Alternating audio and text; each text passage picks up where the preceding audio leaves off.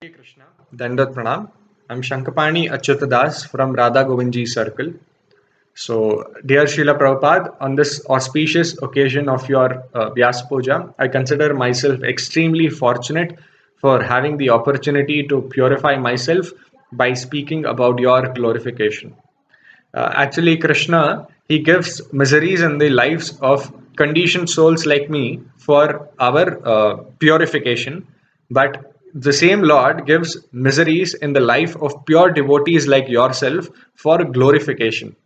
So Krishna has arranged and orchestrated every moment of your life so that each of those moments that you've lived on this planet is a glorification in itself, right? So out of all the gifts that you've given us, one of the most dearest gift that I have received from you personally is the knowledge that you have shared with all of us. Because what you have given us is not just sentimentalism or blind faith.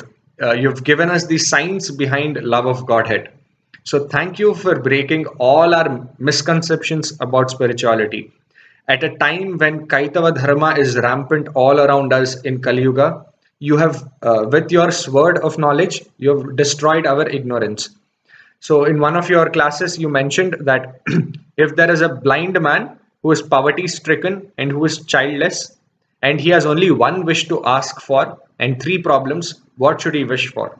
And when there was no answer, you answered by saying, this man should ask for a wish to see his son from the top of his own palace. That way, all the in one wish he gets all three problems solved. He's seeing, so his blindness is gone, and he's seeing his son, so he's no longer childless, and is in the top of his palace, so he's no longer in poverty. And then you mentioned something very interesting. You said it's not just that we don't know the right answers, we also do not know the right questions.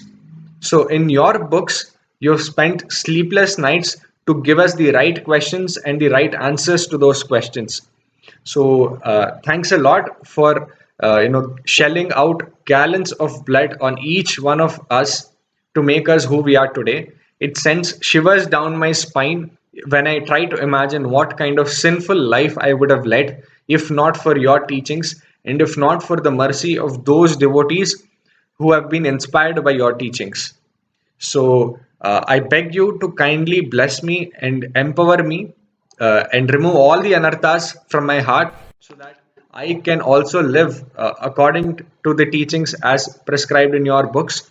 And I can also follow the path, the glorious path of bhakti as prescribed by Sri Chaitanya Mahaprabhu and Srila Rupa Goswami.